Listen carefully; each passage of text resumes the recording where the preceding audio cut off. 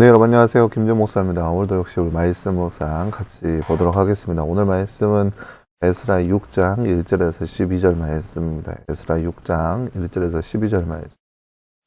말씀 보도록 하겠습니다. 이에 다리우스 왕이 명령을 내려 바벨론에서 몇 귀중본들을 두는 소고들을 조사하러 가였다. 메대 지방 아메다국에서 두루마리 하나가 발견되었는데 거기에는 다음과 같이 적혀 있다. 고레스 왕 1년에 왕께서 예루살렘에 있는 성전에 관하여 칙령을 내리시다.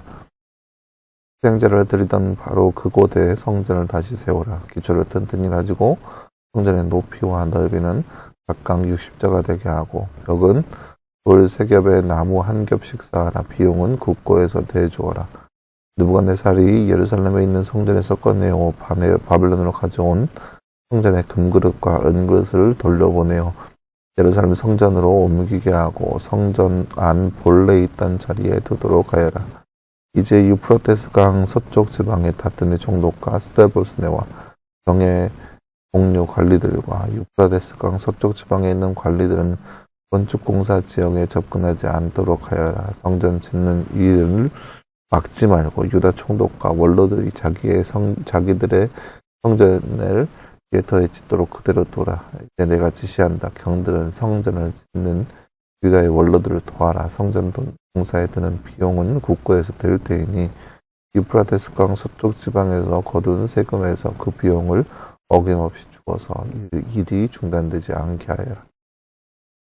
예루살렘의 제사장들이 하늘의 하나님께 번제를 드리는데 필요하다고 하는 것들은 무엇이든지 내주어라. 수송아지든지 흰양이든지 어린 양이든지 또는 밀이든지 소금이든지 포도주이든지 기름이든지 그들이 요구한 대로 어김없이 날마다 주도록 하여라. 그래서 그들이 하늘의 하나님이 기뻐하시는 희생자들을 드리게 하고 왕과 왕자들이 잘 살 수 있도록 기도하게 하여라. 나는 또 다음과 같이 지시한다. 내가 내린 이 칙령을 고치는 자는 그의 집에서 들보를 뽑아서 내다 세우고 거기에 그를 매달아라. 그 집은 이에 대한 벌로 거름돌이를 만들어라. 어떤 왕이나 어떤 민족이나의 칙령을 거역하고 이것을 고치거나 예루살렘 성전을 파괴하면 거기에 이름을 두신 하나님이 그들을 없애버릴 것이다. 이것은 나 다리우스의 명령이니 경들은 지체 없이 실시하여라. 아멘. 네, 사랑하는 여러분 오늘 말씀은요, 이제, 성전 공사를 방해하고 있는 다뜨네와 스달보스네를 비롯해서 왕에게 조서를 내리거든요. 누가 과연 이 일을 허락하였는지 모르겠다고 왕에게 조서를 내는데, 다리우스 왕이 그 편지를 보고, 어떠한 것인지 조사하게 합니다. 그 조사한 결과, 고레스 왕 1년에 그렇게 허락한 것을 내용을 보면서, 다시 편지를 쓰기를 그거를 도와달라고 얘기하고 있는 부분을 보여주는 말씀이라 할 수 있겠습니다. 다음 주 잠깐 볼까요? 다리우스 왕이 소고를 조사하게 하여 메대 도에 있는 앙메다궁에서 무엇을 찾았나요? 오늘 말씀 2절 말씀에 보면 두루마기를 하나 발견하였습니다. 두루마기입니다. 고레스 왕이 성전에 대해서 어떤 명령을 내렸나요? 한마디로 말해보세요. 7절 말씀에 보면 막지 말라. 그대로 두어라.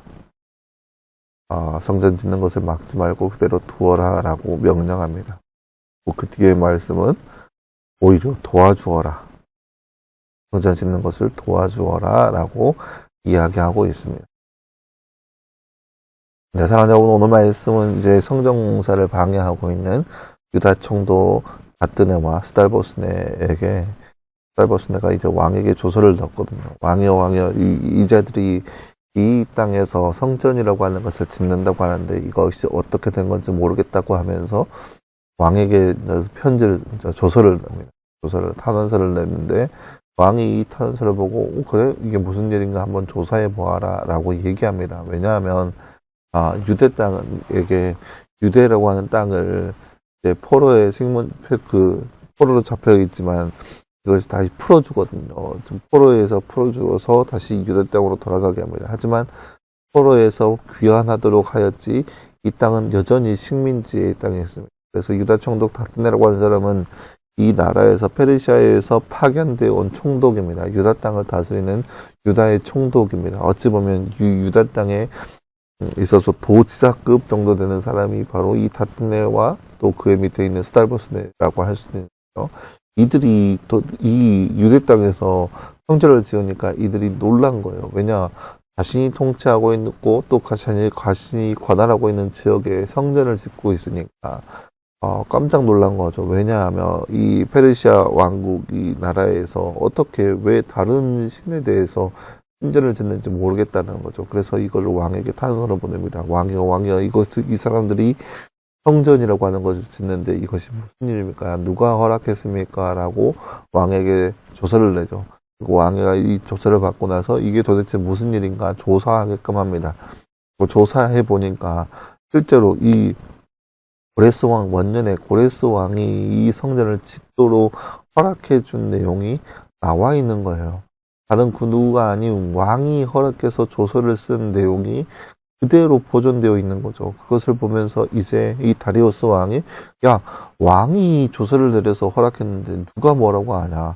다른 누구도 아니고 왕이 허락했는데 니들이 뭔데 뭐라고 하냐. 이 일은 그들이 성전을 짓는 것은 다른 누구도 아닌 왕이 허락한 것이다. 그러니까 누구도 이 일을 방해하지 말라. 누구든지 이 일을 방해하지 말라.